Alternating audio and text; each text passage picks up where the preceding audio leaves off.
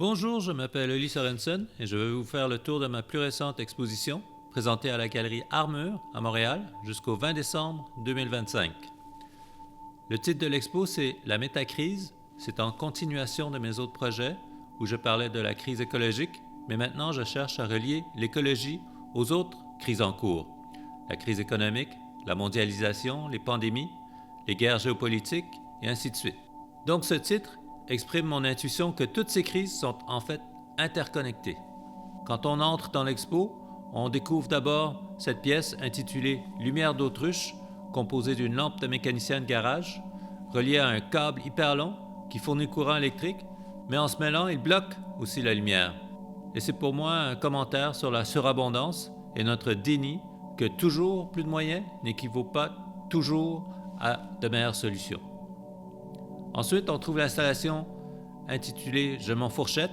C'est littéralement une fourchette de métal suspendue au mur, ainsi que deux piles dans les coins de la salle, l'une avec 2000 fourchettes en plastique et l'autre 2000 fourchettes en bois. C'est évidemment une référence à Félix González Torres, à ses piles de bonbons liées à la mort de son amant. Mais ici, mes piles de fourchettes sont plus liées à la mort de la nature. Vous savez, en bois ou en plastique, pour moi, ça ne change pas grand-chose. On peut à la place laver sa fourchette en métal 2000 fois et comme ça, on a plus de chances de sauver la planète. Dans l'alcôve suivante, je présente l'œuvre qui s'appelle « Enfants de la guerre » que j'ai fait de façon beaucoup plus crue et directe pour mieux canaliser les émotions du spectateur. La petite taille de cette figure suggère qu'il s'agit d'un enfant et dont certains membres ornés de rouge semblent arrachés pour se retrouver éparpillés au sol. Avec cette pièce, je ne pense pas pouvoir plus clairement exprimer ma position contre les crises militaires. Sur le mur adjacent se trouve « Données de feu », une œuvre murale qui évoque une sorte de saisie de données dans le temps qui compte le nombre de kilomètres carrés de forêts brûlées dans une certaine période de l'année.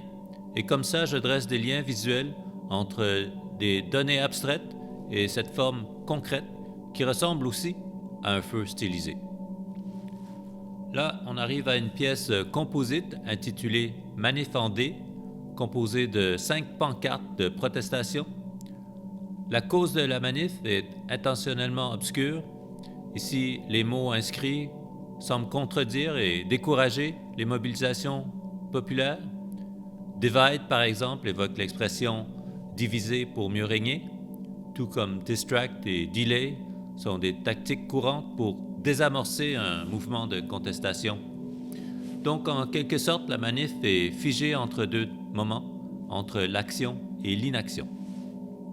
L'expo a débuté avec des installations, des objets, et maintenant on va voir plus d'œuvres bidimensionnelles et surtout des peintures. La première est simplement intitulée « Parc industriel ». C'est un horizon de silhouettes de cheminées d'usines crachant des nuages de fumée.